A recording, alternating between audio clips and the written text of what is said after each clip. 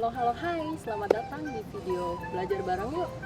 Tidak terasa ya Bapak Ibu, kita sudah lama melakukan stay at home di rumah.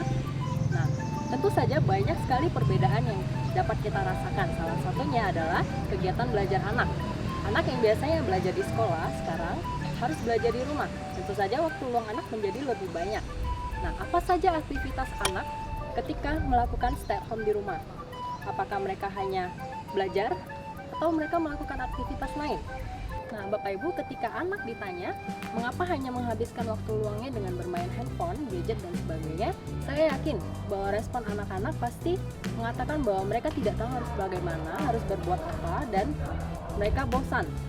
Nah, dapat saya simpulkan bahwa anak mengalami kebosanan dan kebingungan ketika stay at home di rumah karena mereka hanya melakukan kegiatan yang itu-itu saja, monoton, sehingga membuat mereka merasa bosan. Nah, sekali lagi, ini adalah tugas Bapak Ibu untuk mengarahkan anak supaya anak bisa melakukan kegiatan yang positif. Saya juga paham bahwa orang tua pasti bingung harus berbuat apa karena anak melakukan kegiatan yang seperti itu. Saya juga paham bahwa Bapak Ibu pasti punya kesibukan lain sehingga Bapak Ibu tidak punya waktu untuk mengatur anak. Nah, oleh sebab itu, saya ingin membagi tips bagaimana mengatasi kebosanan ketika stay at home di rumah. Yang pertama, ajak anak bermain bersama. Nah, bermain bersama itu sangat penting Bapak Ibu. Nah, Bapak Ibu bisa melakukan kegiatan, melakukan permainan, board games, bermain kelereng, ataupun permainan lain sekreatif mungkin. Bapak Ibu bisa membuat permainan sekreatif mungkin. Nah, libatkan anak untuk bermain bersama. Dengan bermain bersama, tentu saja Bapak Ibu bisa mempererat bonding antara anak dan Bapak Ibu. Yang kedua, Bapak Ibu bisa ajak anak untuk dilibatkan dalam pekerjaan rumah.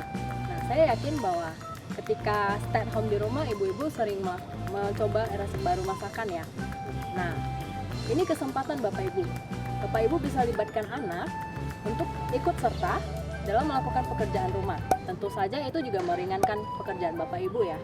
Dan anak juga bisa mengeksplor kreativitasnya. Yang ketiga, Bapak Ibu bisa lakukan dengan memberikan pengalaman baru kepada anak.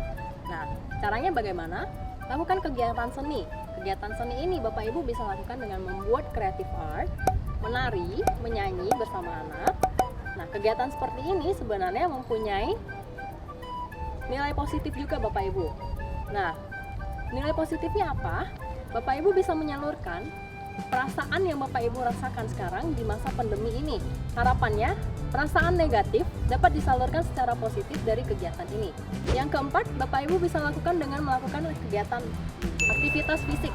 Aktivitas fisik ini bisa dilakukan dengan cara melakukan olahraga di pagi hari, siang maupun malam. Nah, Bapak Ibu tentukan saja waktu yang paling tepat bagaimana. Kemudian Bapak Ibu juga bisa melakukan role playing bersama dengan anak. Role playing ini juga bisa membantu Bapak Ibu untuk mengingat kembali masa kanak-kanak. Nah, bagaimana caranya? Misalnya di rumah, minta anak untuk imajinasikan lantai itu sebagai laut, sofa sebagai perahu, anak berenang di laut, dan Bapak Ibu sebagai hiu. Nah, dengan permainan seperti ini tentu saja menyenangkan ya. Aktivitas fisik sangat penting untuk dilakukan karena di masa pandemi ini kita harus benar-benar menjaga kesehatan ya Bapak Ibu.